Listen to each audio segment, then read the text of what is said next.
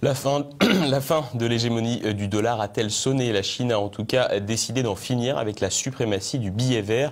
Le dragon s'apprête à libeller son premier contrat pour le pétrole brut avec sa propre monnaie, le yuan, adossé à l'or. Une première qui pourrait bien créer un précédent. Élise Blaise. L'empire du milieu s'émancipe. C'est un énorme tremblement de terre annoncé depuis quelque temps. Avant la fin de l'année, la Chine devrait signer un contrat sur le pétrole dans sa propre monnaie, le yuan, alors que le dollar régit depuis toujours les échanges énergétiques. Adossée à l'or, la monnaie chinoise pourrait constituer une véritable aubaine pour les exportateurs de pétrole qui ne rechigneront donc pas à l'accepter. Au contraire, cette nouvelle possibilité de transaction ouvre bien des perspectives aux pays frappés par les sanctions américaines ou souhaitant tout simplement éviter les transactions en dollars. Un bouleversement planétaire qui s'inscrit dans l'évolution progressive de la place de la Chine dans le monde. L'essayiste spécialiste en géopolitique Hervé Juvin nous explique les différentes étapes qui ont permis au dragon d'ouvrir ses ailes. La Chine est passée de la petite à la moyenne aisance et aujourd'hui elle entend passer au rêve chinois.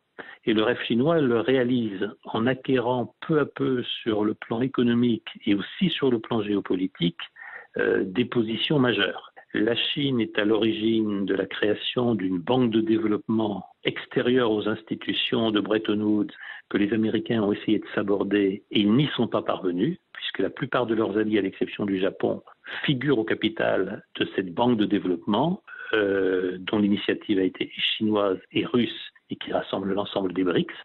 La Chine a créé il y a maintenant 2 ans un marché de l'or physique totalement indépendant des marchés américains et londoniens qui contrôlent, il faut le dire, qui manipulent les cours de l'or. C'était une autre décision très importante parce qu'elle peut préfigurer un nouvel ordre monétaire mondial à venir. Puis leur troisième décision très importante, c'est de promouvoir les règlements de l'énergie, en l'occurrence du pétrole, en yuan. Bien au-delà de ces transactions, ce bouleversement monétaire représente un véritable danger pour les États-Unis, dont la stratégie reposait sur une ambition claire, contrôler l'ensemble du système énergétique mondial, a fortiori du pétrole. Hervé Juvin nous rafraîchit la mémoire.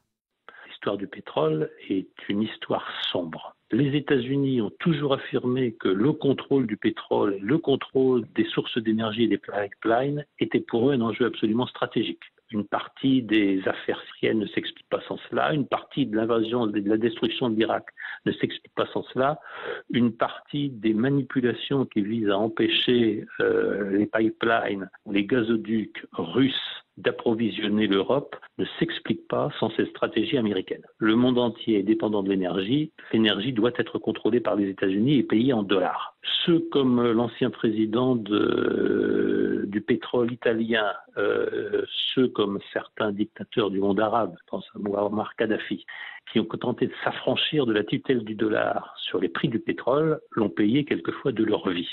La Chine a donc un lourd défi à relever, mais si l'initiative est menée à bien et qu'une alternative au dollar se développe, le règne américain s'effritera peu à peu et c'est le monde entier qui pourrait se recomposer.